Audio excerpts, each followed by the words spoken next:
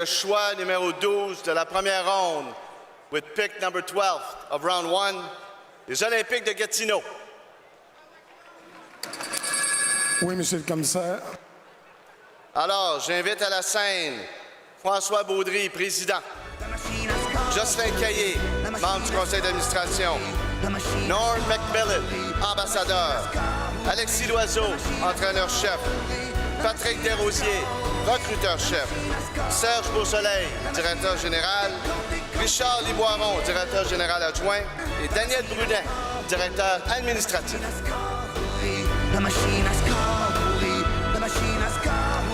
Parmi les choix de premier tour qui ont marqué l'histoire, les Olympiques avaient le tout premier choix de l'encan 2020. On se rappellera de Tristan Luneau. L'an dernier, avait jeté leur dévolu sur 3 attaquants.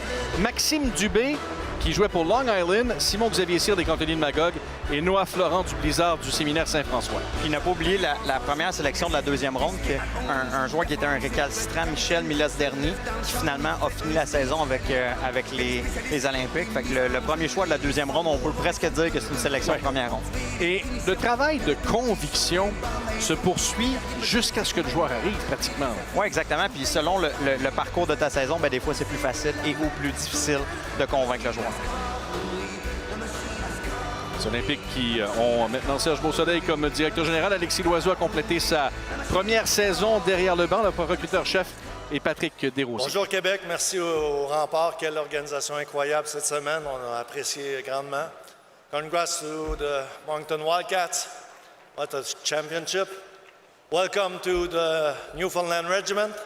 And très beau bonjour à nos partisans en or à Gatineau.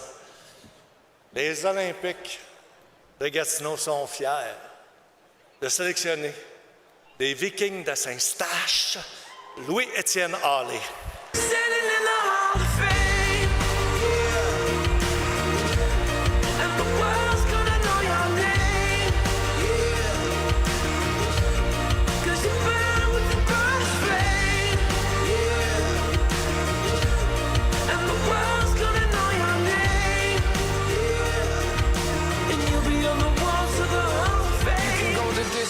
You can run the mile, you can walk straight through hell with a smile. You could be the hero, you get the gold. Breaking over records they thought never could be broke. Yeah, do it for your people, do it for your pride. Are you ever gonna know if you never even try? Do it for your country, do it for your name. Cause there's gonna be a day when you're standing in the Hall of Fame. Yeah. And the world's gonna 6 pieds 4, 193 livres, Louis-Étienne Hallé, un ailier droit droitier. Un attaquant de puissance format géant qui possède un excellent sens du jeu.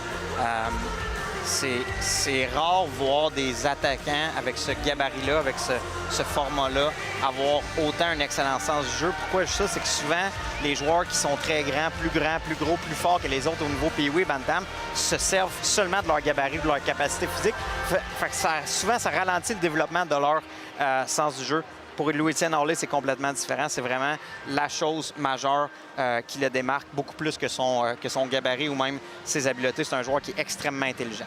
À sa saison précédant son entrée dans le M18 AAA, avec le Bantam AAA à Mille-Îles, en 31 matchs, a eu 81 points, dont 39 buts.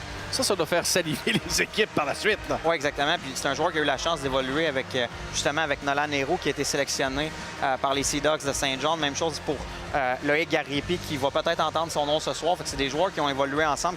Puis ça c'est avantageux pour une cohorte d'évoluer ensemble au niveau Pee-Wee, Bantam. Ça accélère ton développement. Tu es tiré vers le haut. Les joueurs se challengent un envers l'autre.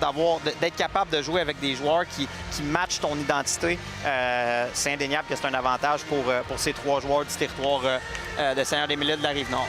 C'est beau de voir l'émotion dans les gradins. Ouais. Un joueur qui a énormément de succès sur des unités spéciales. Ouais. Les ajustements à faire entre justement le 5 contre 4 et le 5 contre 5, pour un attaquant de sa grandeur, ce serait quoi?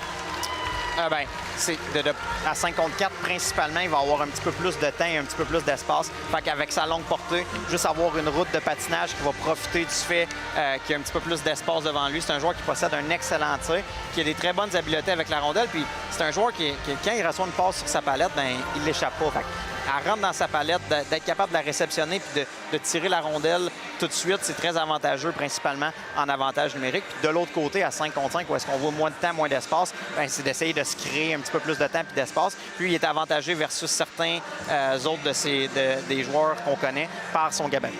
Et je ne peux m'empêcher, en voyant l'immense sourire de Serge Beausoleil sur la scène, de voir qu'il a encore énormément de plaisir à faire ce qu'il fait.